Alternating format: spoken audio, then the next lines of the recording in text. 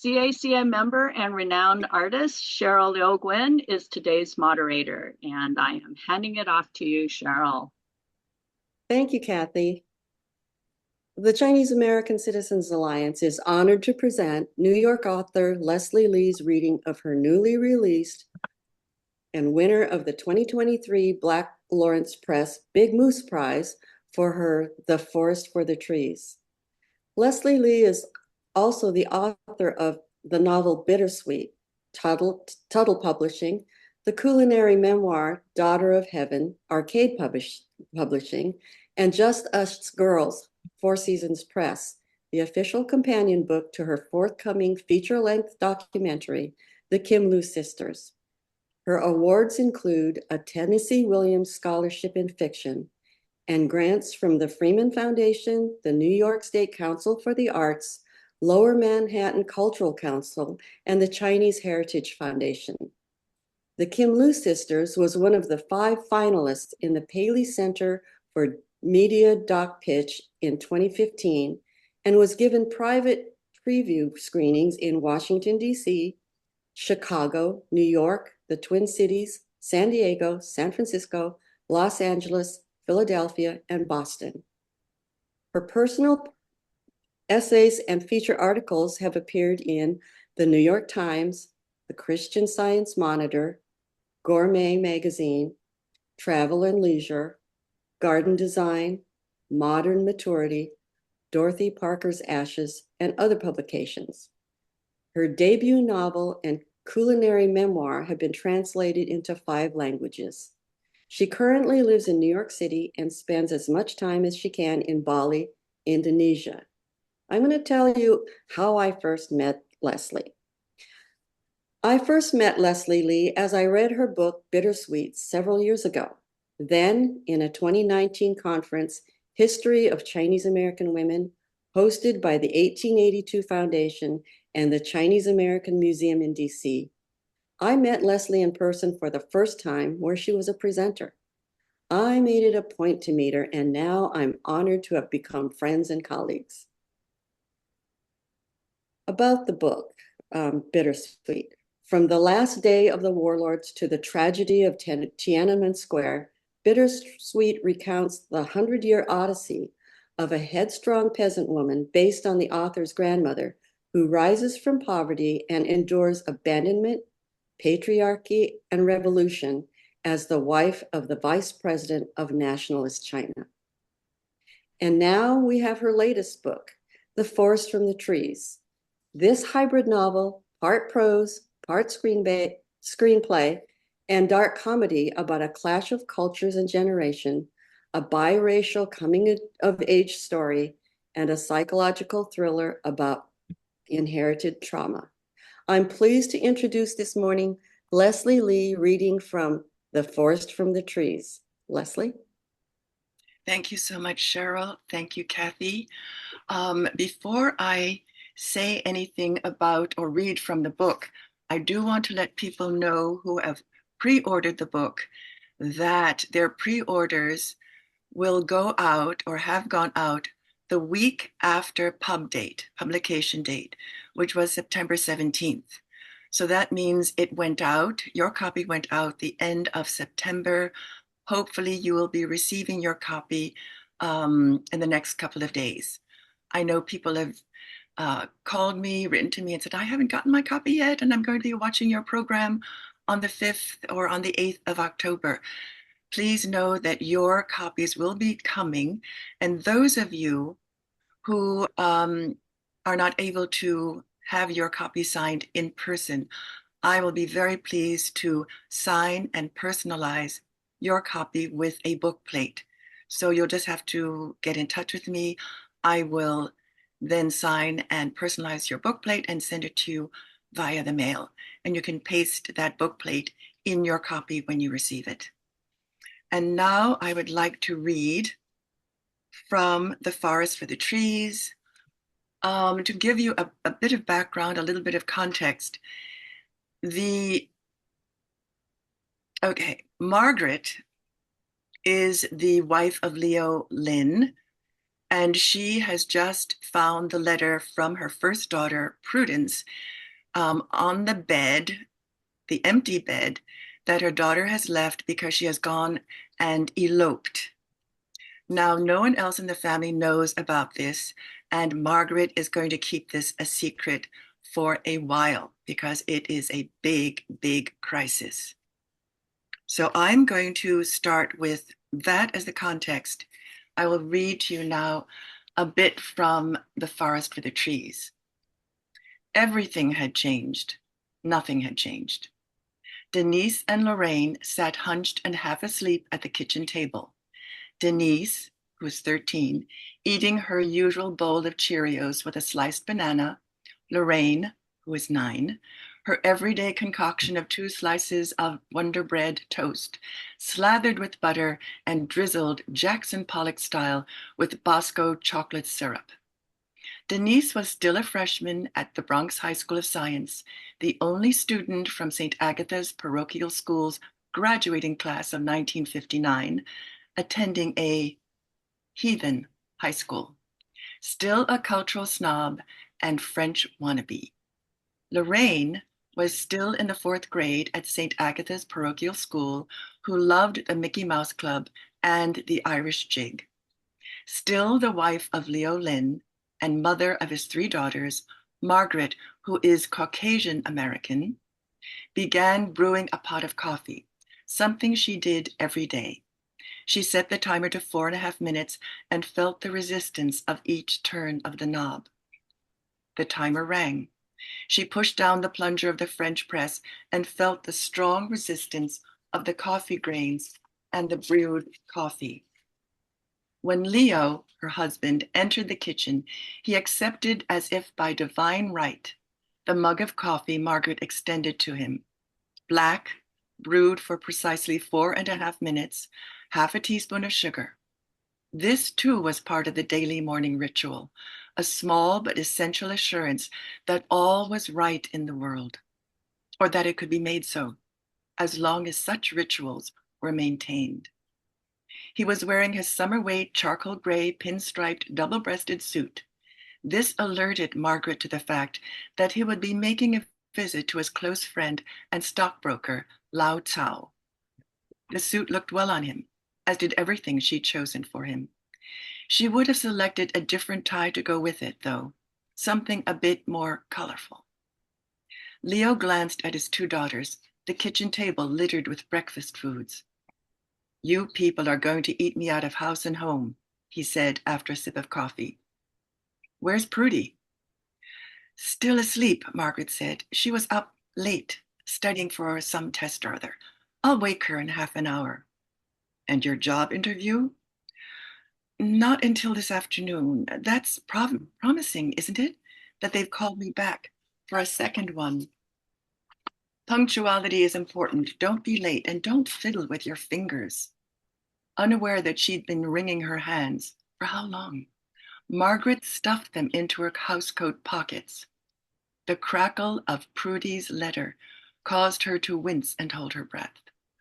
"That's a bad habit you inherited from your mother." "Shall I pick you up at the station, the usual time?" Leo nodded and finished his coffee. "No breakfast?" "No time," Leo answered from the dining room, where he was scrutinizing the contents of his briefcase. "You people," he addressed Denise and Lorraine, "you'd better leave now or you'll be late for school." Lorraine rose immediately, went to the refrigerator, and extracted her lunchbox.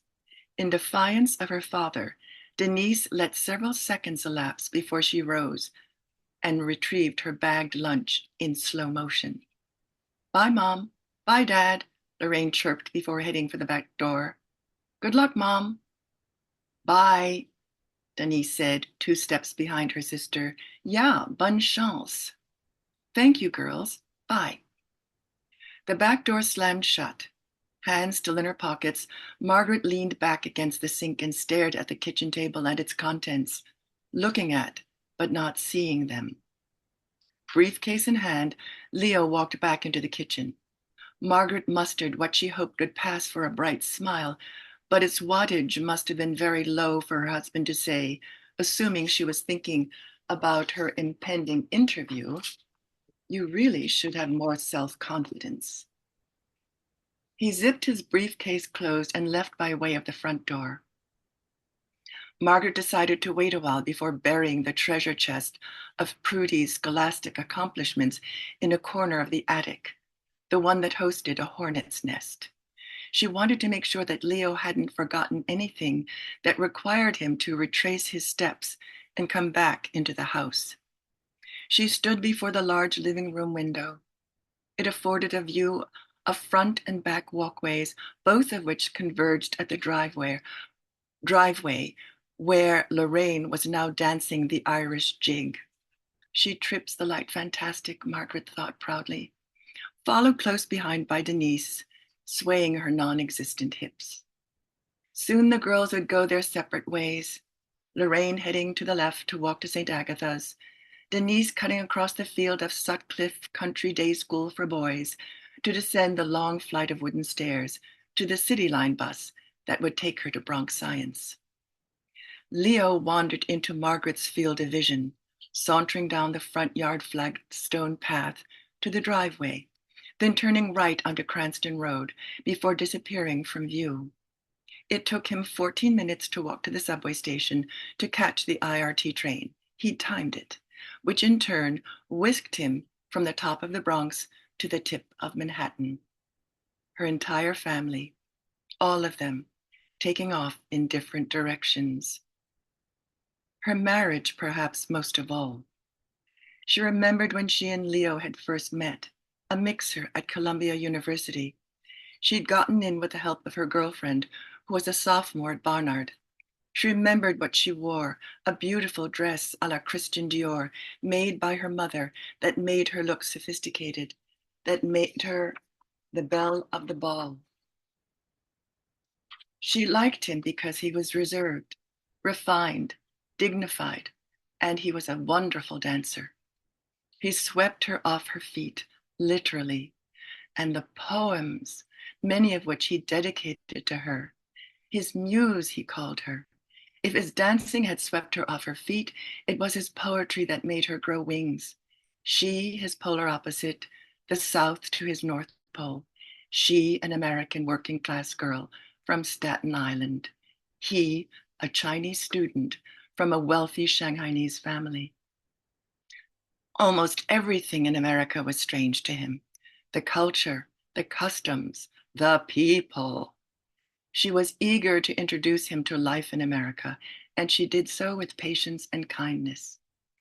She was as patient and kind to him as he had been to her when soon after their marriage they settled in China, where he introduced her to a life she had only dreamed about, the extravagant dinner and dance parties, the distinguished men, the beautiful women, their own gracious home that boasted 6 bedrooms, and an ama for every one of their 3 daughters.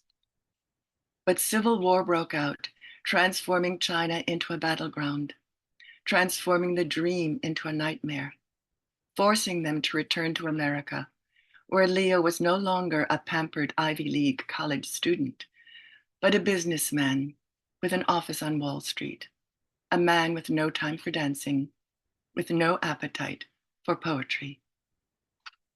Bert jumped onto the back of the armchair next to Margaret, poked her arm with his wet nose, interrupting her reverie as if to remind her that he too was family, and set his shaggy front paws regally on the windowsill. It was his favorite spot in the entire house and the best place from which to view the outside world. That's it for now. I wish it could keep on reading. Uh, But thank you for the lovely reading, Leslie. Thank you, Cheryl. For now, I have some questions for you from me and then from our audience. So my first question, what was the first book you fell in love with? Oh gosh. Okay, the first book, I was a child. I've forgotten the name and the author, but it was a book about a miniature girl who actually befriended a cockroach. And why I found that to be very exciting, I guess it's the Alice in Wonderland fantasy of becoming very large or very small. But what captivated me was the image of she had to make herself a bed, and she took a matchbox and she put a piece of cotton in the matchbox. And then her cover was the matchbox cover that slid over her like a coverlet. And that was her bed. But then she meets a cockroach who she is afraid of, but he's afraid of her as well. And I think there was a fight, and she sticks a pin, a pin, into his back. But somehow they become friends, and she rides on his back like a horse, and she holds onto that pin like it's a pommel of a horse. And they have some kind of adventures. That's all I remember. But that, I think, made me fall in love with the idea that a book could take you into a totally different place and you could imagine yourself as being one of the characters. I'm sorry, I forget the name of the book. It was so long ago. I was probably about 8 or 9. I was a very slow reader. I did not like reading as a child or even as a young adult. I know. I kind of remember that book, but I can't remember the name of it either. Really, really, Yeah. I loved it. I could remember it, among so many others. But that one was a favorite. Also, I think there was a set of books. It was 3 or 4: Maud Hart Lovelace, Betsy Tacy, and then Betsy Tayson and Tib. Betsy Tacy. And I don't recall them, but I think I really liked them because it showed the friendship among girls at a young age. Great. So many books from childhood I've forgotten the names of, but I remember the stories so well. You do. So that's a pretty common thing. Okay. So the next question is, what's the best piece of writing advice you've ever received?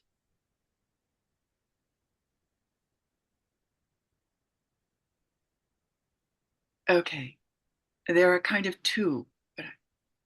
One is they always tell you to write what you know, but I was told, or I read somewhere, write what you don't know, write what you hate you know, write what you wish you had never known, but you can't forget it, and somehow you must do it to kind of exercise your the that particular memory that you can't forget out of you onto paper and get it out of your body. There's another, I remember very early on, Margaret Walker, an author, and she said, if I can, might have to paraphrase it.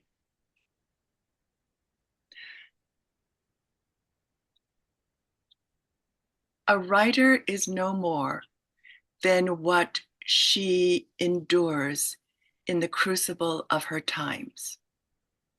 And then she goes on to say,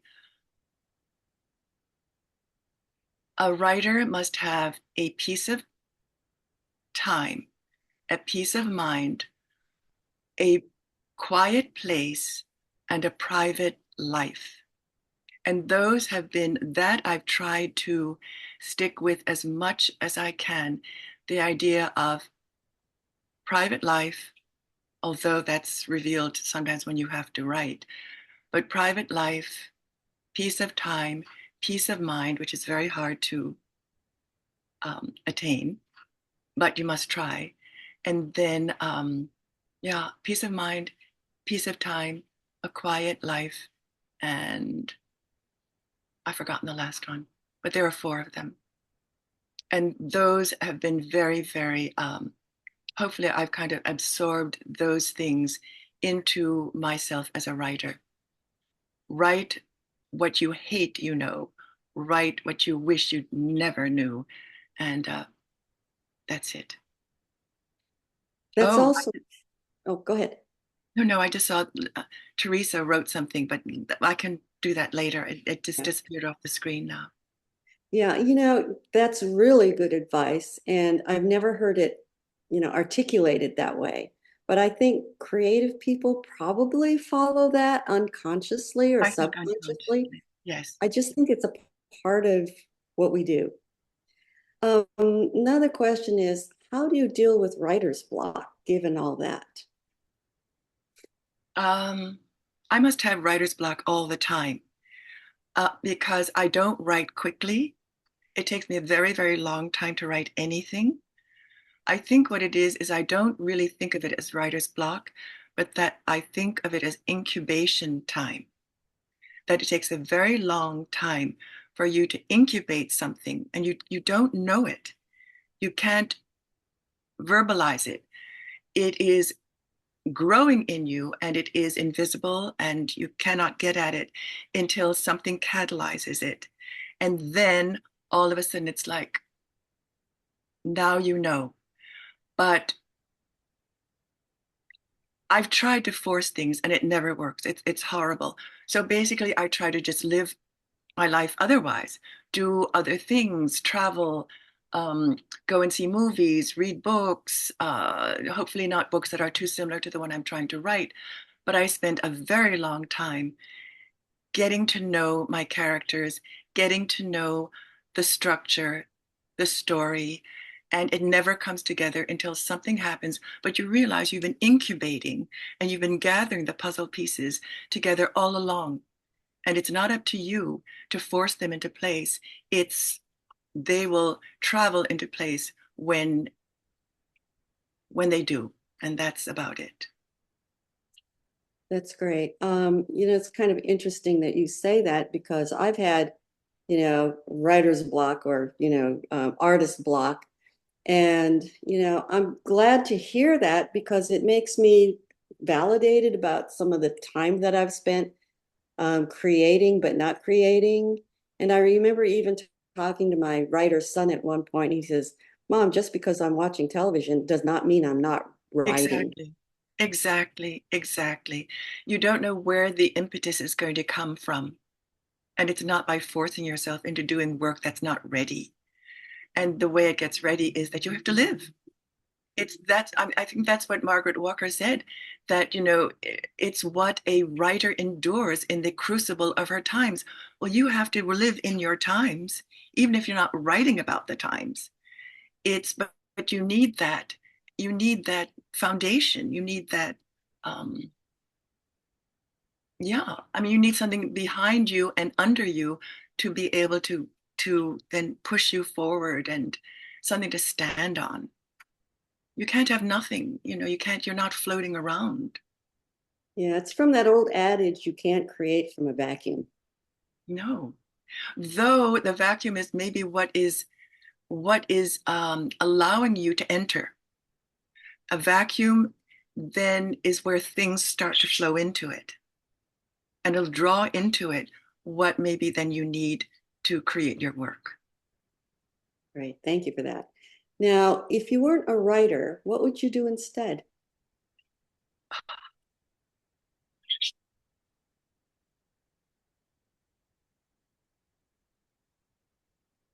Hmm.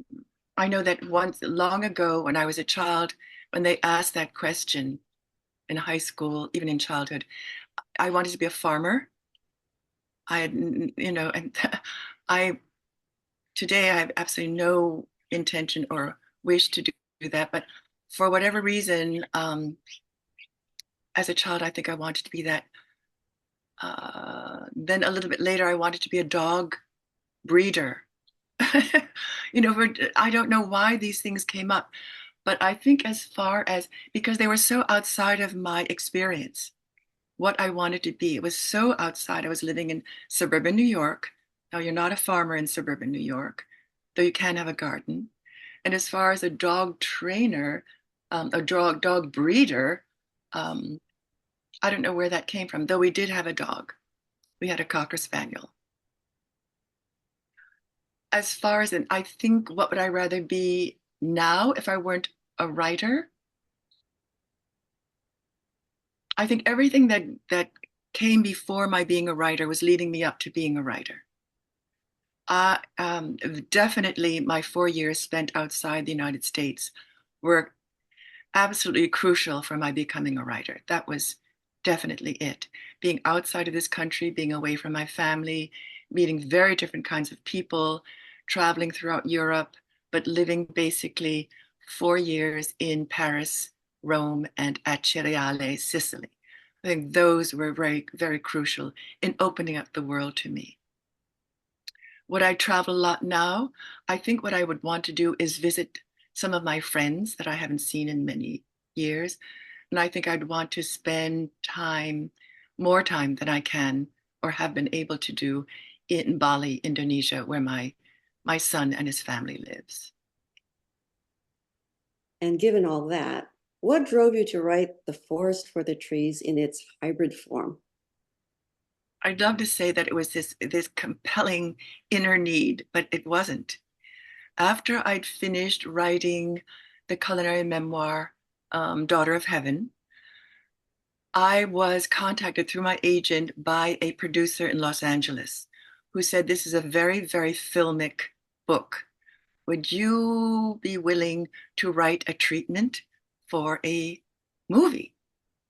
I didn't even know what a treatment was. I knew what a screenplay was, but I didn't know what a treatment was. And so I tried to find out. I bought 2 books about writing screenplays, what was a treatment, novelistic films, that kind of thing. And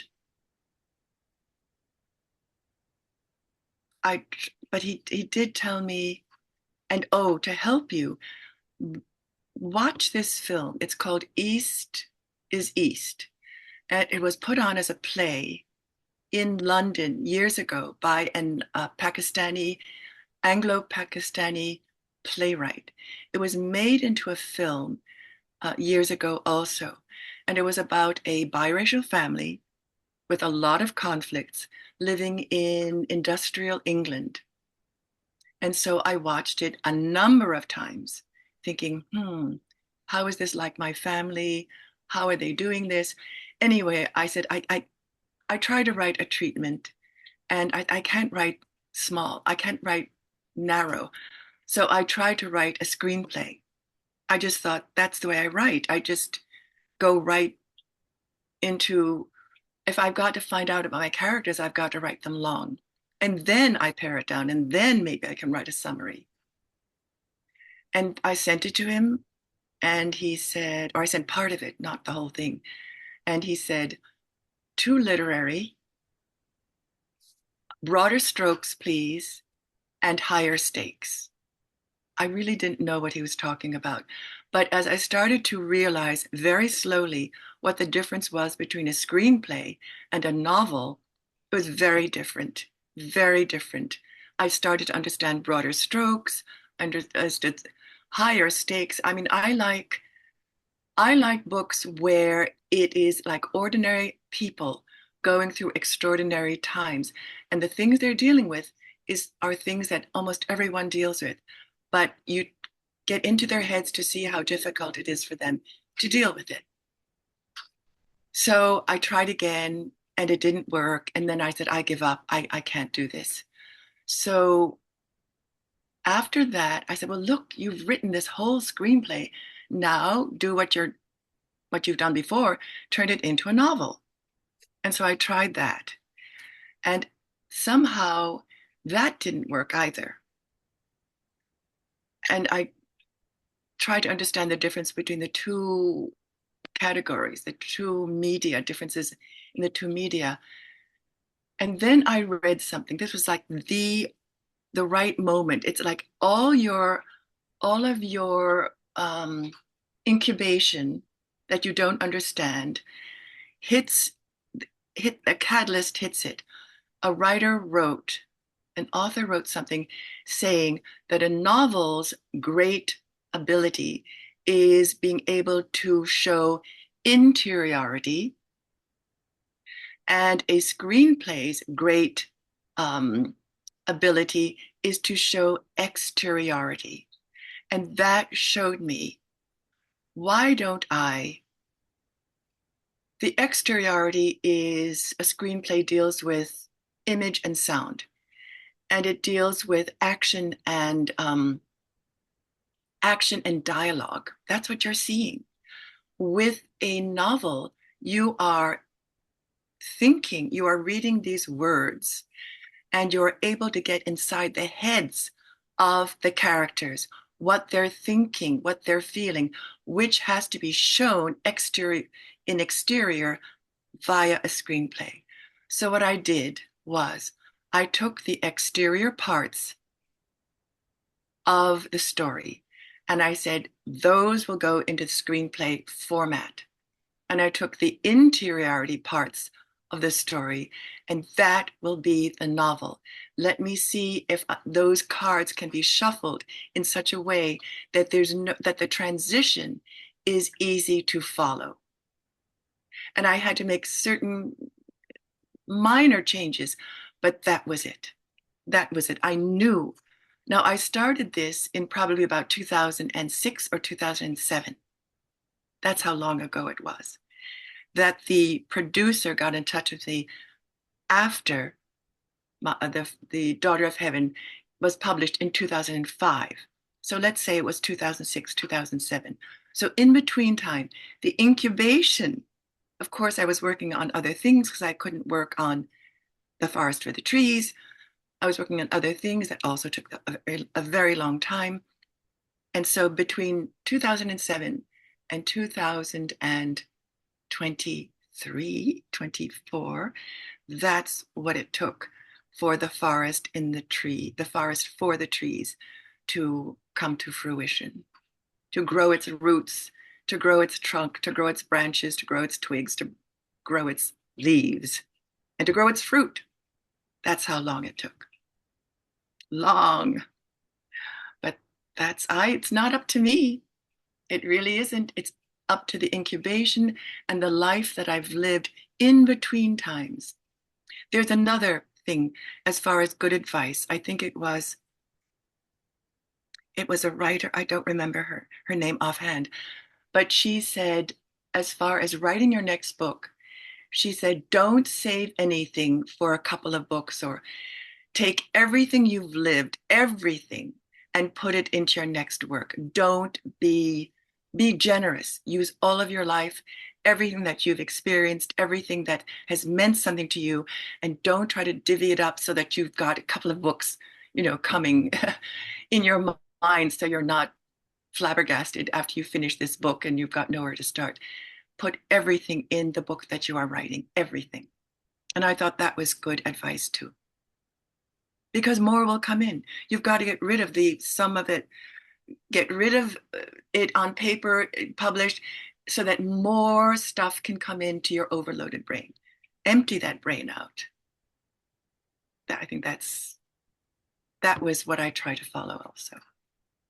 Okay, in thinking about that, I'm just wondering, as an artist, excuse me, and as a writer, in the arc of creating something, the arc of the story, I'm assuming you have to eliminate some of the really good stuff that is important to you because it doesn't fit in with the arc of it. What I'm assuming that you do eliminate it. Does any of that come into future writings, or does it just kind of go away?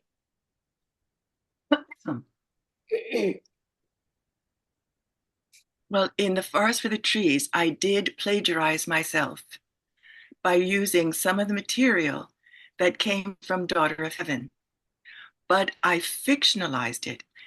I embellished it, I embroidered it. It changed enormously. The characters in Daughter of Heaven are not the characters who are fictionalized in the Forest for the Trees. They become very different people. They are invented people, and they become conglomerates of people that I've known. One thing that was really interesting for me was, one thing I loved to do was to spy on or overhear conversations of my parents when there were guests in the house, and if they weren't speaking Chinese, because I don't understand or speak Chinese. So, or if I asked my mother questions and she told me a little bit about this person, Mr. So and so, Mrs. So and so, Miss So and so, and she told me a little bit about them, they went into the forest and the trees. They become extremely important characters, either of themselves or that I fuse them with actual, actual real people. I mean, for example, in the memoir, that's my family and me. But then I would fuse, let's say, who my father was with a character that I was overhearing or my mother told me about, one of his friends, and I'd fuse those two to make the story more, to make it a story rather than a rehashing of what you knew as a child. As far as that arc, where does this lead? What is the structure of the story? How does this add to the plot? Where is this leading to? You've got to have that arc, and so that when the finale comes, it all makes sense. And it's what didn't make sense along that arc. You finally see, oh my God, everything falls into place. You understand the characters now. You understand what they were thinking and feeling, even though that was not what they were saying. That was not what you thought they were. That's what excites me. When I'm discovering, I mean, why write something that I know? That's not exciting for me. I have to write something that I don't know what's going to happen, how it's going to happen. Then I'll stick with it. But if I know it, it's so what? I'm not going to stick with it. I need to, I'm sure because you as an artist, and you're an artist in so many multimedia, you have so many facets. Why do you go to something else? Why do you try something that you've never tried before? Why? Right? The big challenge. It's because you want to see what you've got, Yeah, it's a part of what you the can journey. learn. Yes, what you will learn, what you will learn, what you Right, will right. I wanted to ask you to talk a little bit about the Kim Loo sisters. That's something that so fascinated me about your background. Could you spend a little bit of time talking about that? learn. Okay, well, it is a feature-length documentary, still in progress. We haven't been able to finish it because um, it is about, well, I'll finish that sentence, because we have to buy a number of songs licenses, which are very expensive. But it is about the maternal side of my family, my mother and three of her sisters, who were the Kim Loo sisters, who were a Chinese American jazz vocal quartet popular in the 30s and 40s, and who became the first Asian American act to star in Broadway musical revues. I do want to mention that though the film is not finished yet, I am very pleased and proud. And I want to give a big shout out to Jessica Huang and, Jacinth Graywood. She is the playwright and lyricist. He is the composer of Blended Harmony, the Kim Loo Sisters, which is a musical that premiered in the Twin Cities on May 4th of this year. And now we're hoping that it goes farther, that it comes to New York, Seattle, that we hope it becomes, it goes nationwide. Um, so, all right, to talk about the Kim Loo sisters. The Kim Loo sisters, the film itself, was begun in 2007. And I am the daughter of one of the Kim Loo sisters. My mother, Janae, married the son of the vice president of Nationalist China, who was the vice president under Chiang Kai-shek, and who became the acting president of China when Chiang Kai-shek went to Formosa, Taiwan, when the communists were taking over China. So, her beginnings were in Minneapolis, Minnesota, along with her sisters. They were the offspring of a Polish seamstress and a Chinese paper son. And my maternal grandmother, Lena Wojcik, she was quite ambitious for her children, her biracial children. And at this time, there was such a thing called kiddie revues all over the country. Those of you old enough might have remembered the Little Rascals. And so there were these kiddie revues that were quite popular in vaudeville because vaudeville was considered safe, clean entertainment for families, and families could go to these vaudeville theaters. So they began as a kiddie revue, and then someone saw them in the audience and said, I want to manage these children because I think they're really good and they've got a future. So they became Louis' Chinese Kiddie Revue. And they traveled around the Midwest.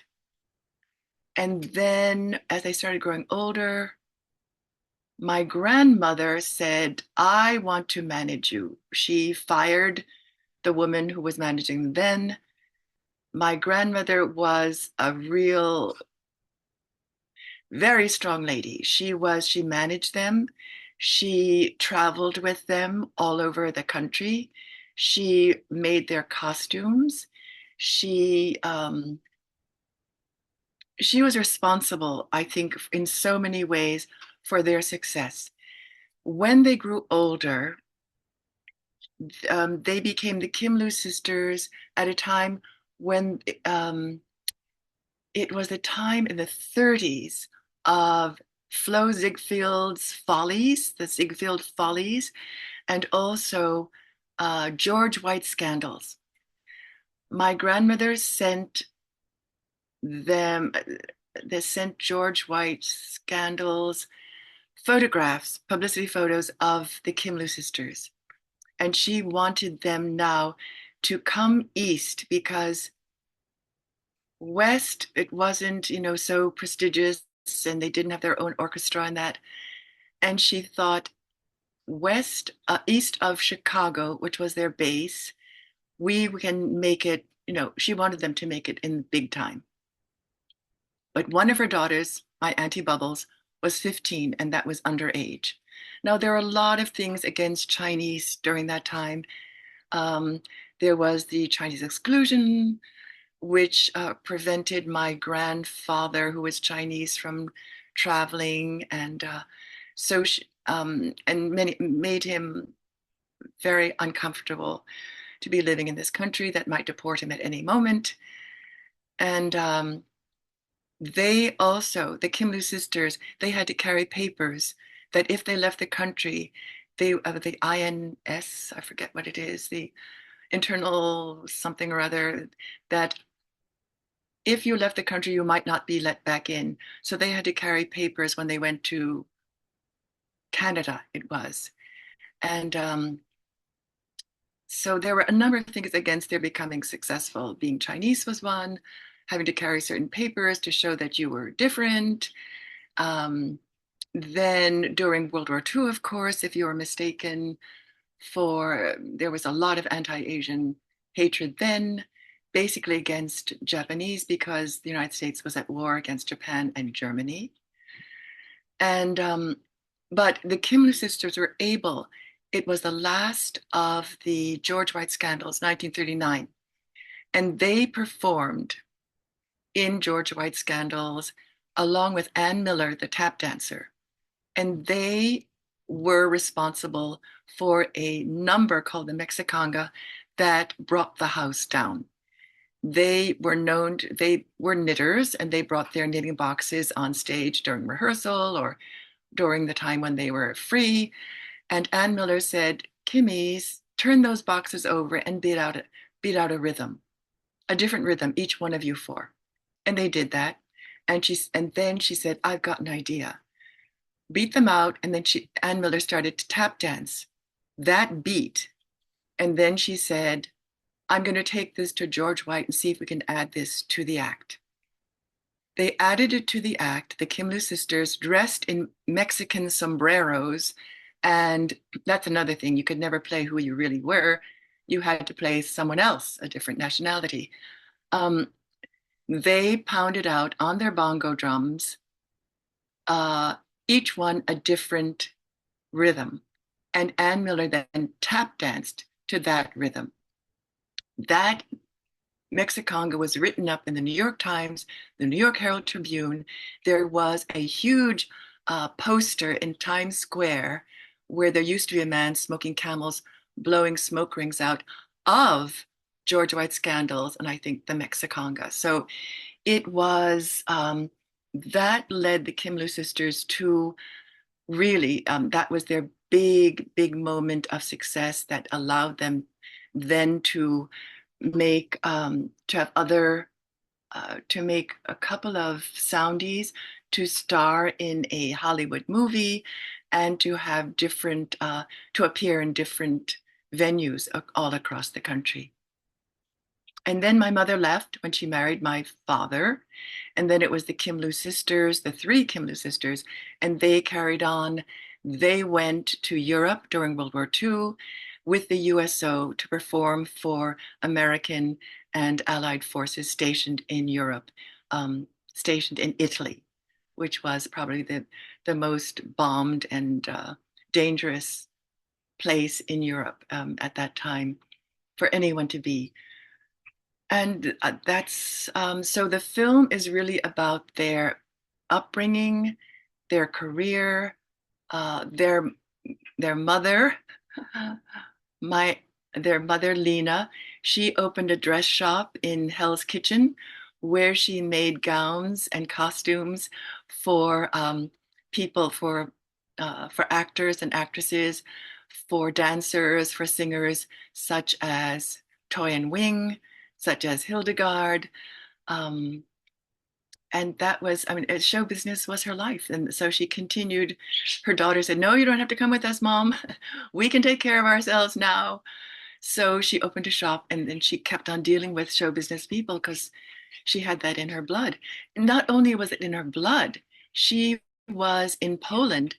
Her sisters were seamstresses for the aristocracy, and her brothers were musicians and bootmakers for the aristocracy. So she grew up with music, and she grew up with beautiful costumes and being able to sew. So that led her to, I mean, that she had all these skills and gifts, which allowed her then to really help her daughters become the Kim Loo sisters and the act that they were.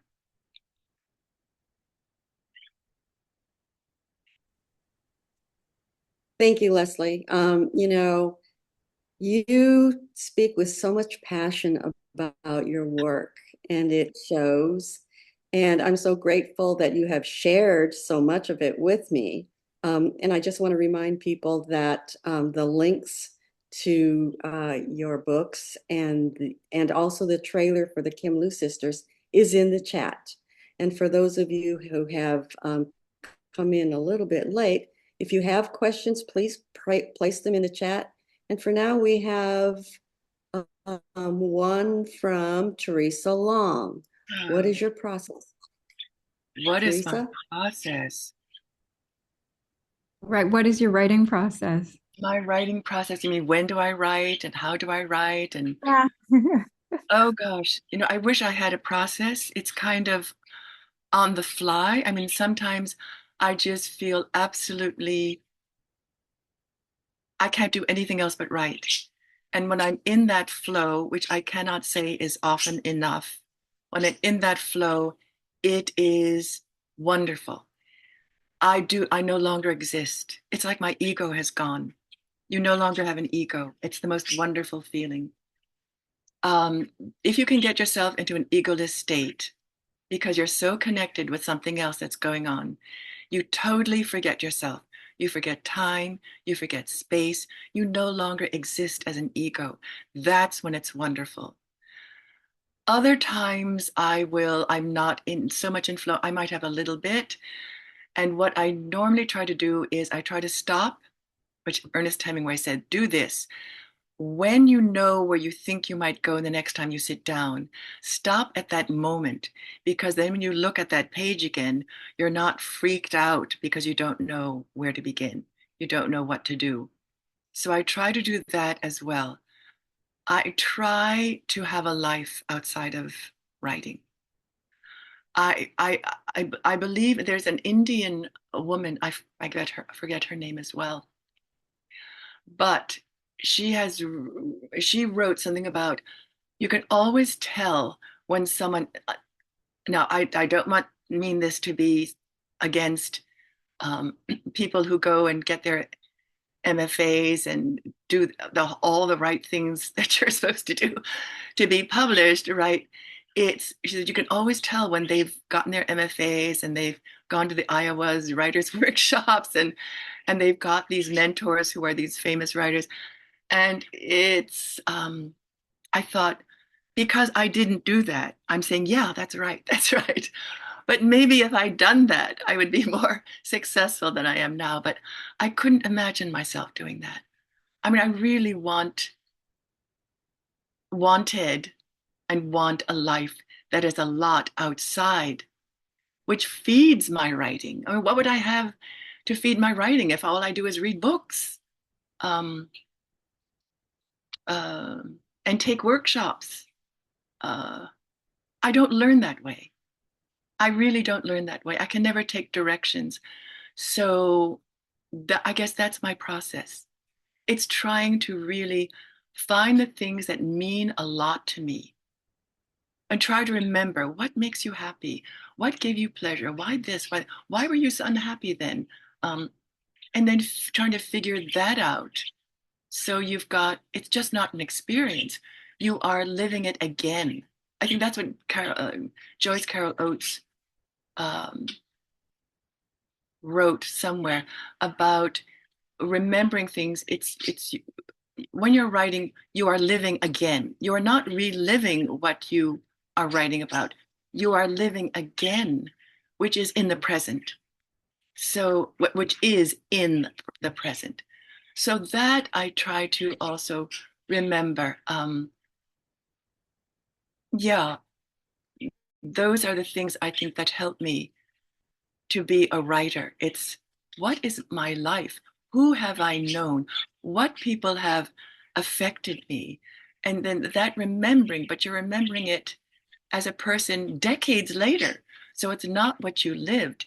It is now, it's been fertilized, it's been buried, and now it's coming out of the ground. So I think it's not really a writing process, it's a living process. That comes first, and the writing hopefully will grow out of it. Oh, you're welcome. Okay, and we have a comment from Christine Demore, and she says they were also in the USO, the Kimmies. Yes, the Kim Loo Sisters were in the USO.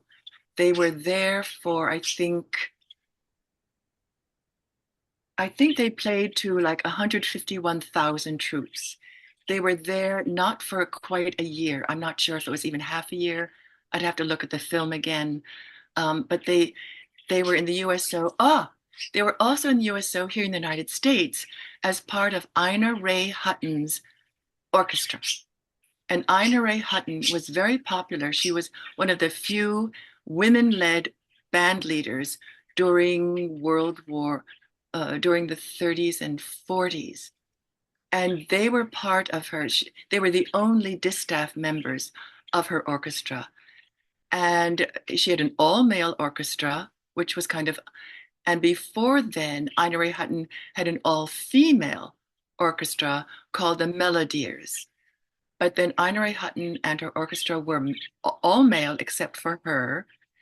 And why she liked the Kim Loo Sisters, besides their talent as singers, is that they were completely different from Ina Ray Hutton, who was sophisticated, blonde, voluptuous, glamorous, and they were kind of homespun. Dark hair, biracial, Chinese, Polish. Um, and so she thought that was a good mix, and apparently it was. She did very well for years. Okay, we have time for one more question, and this is from somebody named Wong. Will the documentary be when will the documentary be completed? Will the documentary also include and or address racism, discrimination issues, not staying in nicer hotels, your grandfather afraid of being deported, etc.? It does mention it. I don't think that those ideas of discrimination and prejudice, they are in the film. I do not, they are embedded. Certainly people will notice them, but I didn't want it to be a polemic. I mean, there are certainly enough documentaries that show that. This really was about the Kim Loo sisters and in entertainment, how they were thwarted or how they were or tried, what were the barriers against them. It's shown in the documentary. Yes, it is. What I'm thinking now, and Teresa, I think I might like to speak with you about this, is the film is an hour and a half long. It has been a very long time since I've looked at it, since a lot has changed in the culture, a lot has changed in our ability to stay focused for a very long time. And I think that what I'd like to do is to shorten it to under an hour. So it would be edited. That would take out some of the songs. There are more than 20 songs. And there are certainly enough songs sung by the Kim Loo sisters in the film that would give you a very good idea of just how good they were. They were called the Chinese Andrew sisters, and they were as good, if not, do I go out on a limb saying this? Someone who's very good, a jazz buff, said they were better than the Andrew sisters. But the Andrew sisters were white and the Kim Loo sisters were not. And this was during a time in history when there was a lot of anti-Japanese, anti-Asian hatred. So are you going to show the Kim Loo sisters as all American, right? Singing for the boys overseas. However, they did sing a very American song called Take Me Out to the Ball Game. And they also did sing a song called Gee, the Jeep Jumps, where they are dressed in their USO uniforms and being shown with American soldiers. So in that sense, yes, they're American. But I don't know what people would have to do to both show that you're American, but also that you do not negate where you come from and what's important to you. And that's something that I'm hoping that this film will also try to bring across, that being American is not just a one size fits all. There are many ways of being American and being and loving your country, but also knowing there are things that could be fixed about it. And there are things in this country that have been there since its founding that really have to be addressed. That's how long standing those prejudices, that discrimination is. But how do you do it? That's the thing. Do you bang people over the head with it? I don't think that works. How do you do it so that it takes effect? And it might have to take a while. I mean, there's evolution and there's revolution. And we've seen what revolution has done in many respects. And some of it good, but a lot of it not so great. So I don't know. I mean, I'm not a very political person. The most I can do, I think, is, to do the writing I do and making the film that I've tried to make. And I would like to see if I can have it edited that it will then be seen by more people and will have a greater impact, I think, because it'll be just better structured. I think it'll be better structured than it is now. Great, thank you, Leslie. We're just about out of time, but Okay. for a great way to start our morning. And I'm going to turn it over now to Kathy, and she might even have another question for you. So Thank you, Kathy? Cheryl. Thank you. I do. I have one last question. Um, I'm not a writer, really hard to write. I just write emails to people at work. And I always find it really hard to edit. And I was wondering, how hard is it for you to edit your drafts? Because it sounds so perfect when you read it to us. So how hard is that? It's hard. I mean, I have to wait a while. I try to put it up after I've finished. I have to kind of detox and go on to other things. And then I try to go back to it when my mind is not on it, when it's fresh. And I will say it takes me a long time. I have gotten more ruthless as I've gotten older to realize this is not working, this is not working, this is not working, to become a better writer. And I go through, I have to write a complete draft at least, I would say, 4 times. A complete book at least 4 times. I do edit a little bit as I go, and then at the very end, I look at it, and then it's, edit it from start to finish, and it takes a long time. And then, very luckily, I have an editor at Black Lawrence Press, at Tuttle, at wherever else, and they go through it, and they find things that I have, that I need. They've been very helpful. Very luckily, I try to be as thorough as possible. So when they come back to me, they say very often, "Oh, it just needs copy editing," or it's very small things. It's not a major developmental issue. Because especially now with publishing, you better send in your best draft. You better make it almost perfect, because no one is going to spend the time or the money to have an editor take months or weeks or whatever it is for them to fix up your draft. They're not going to do it. They want an almost perfect manuscript. So I take my time, which I do. Well, thank Sure. you. Oh, go ahead. Sorry, this is hi Cheryl. Thanks for the invitation, Kathy. My name is Xu Wang. I'm the founder of the Albuquerque Chinese American Film Festival, and I am definitely interested in your documentary, and would like to invite you when your documentary is completed, the next year or so. Sounds fascinating, and we would definitely give your documentary a larger audience, especially in the Southwest. So thank you so much for doing it. It really sounds fascinating. I looked at the trailer earlier. So again, I'll keep in contact with Kathy and Cheryl, and looking forward to meeting you in whenever the documentary is done. Thank you. Thank you. You're And your welcome. first name, I see it's Wong Shu. on the screen. First name is spelled S-I-U, Shu. Shu Shu. Wong, Shu Wong. W-O-N-G. Thank But Cheryl and Kathy know me. Thank Okay. you. Well, thank you. Thank you for that plug.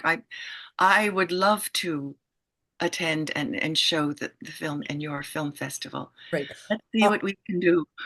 Fine. Our film festival is in a couple of weeks, and Kathy is attending, so she can tell you all about us. Okay. Okay, great. Okay. Very Thank good. you. Thank you. All right, and that brings us to the end of today's event. So thank you so much, Leslie, for joining us today and sharing your experiences. How can people get in touch with you or find you online? Okay. I have my website is leslielee.com. If you would like to meet it, and you can, oops, I've got a contact button there, and you can, write your message there, or you can contact me at lesliedlee@gmail.com.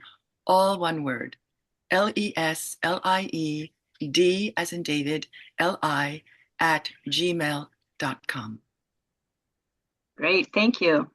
Thank you, Cheryl, for moderating, and thank you to everybody who joined today. We do hope that you would be interested in joining C.A.C.A. for more events like this. You can contact us on Facebook at C.A.C.A. Seattle or online at cacaseattle.org or email info@cacaseattle.org. And that concludes today's event. Thank you so much for attending. Hope you go out and order a book and ask Leslie for a plate so it can be personalized for you. Thanks again, and we hope to see you again soon. Thank you, Leslie. Thank you, Kathy. Thank you, Cheryl. It was my pleasure. Thank you, Leslie. Thank you, everybody. Thank you. Thank you, Patricia.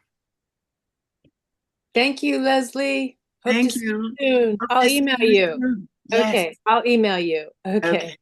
bye. Bye-bye.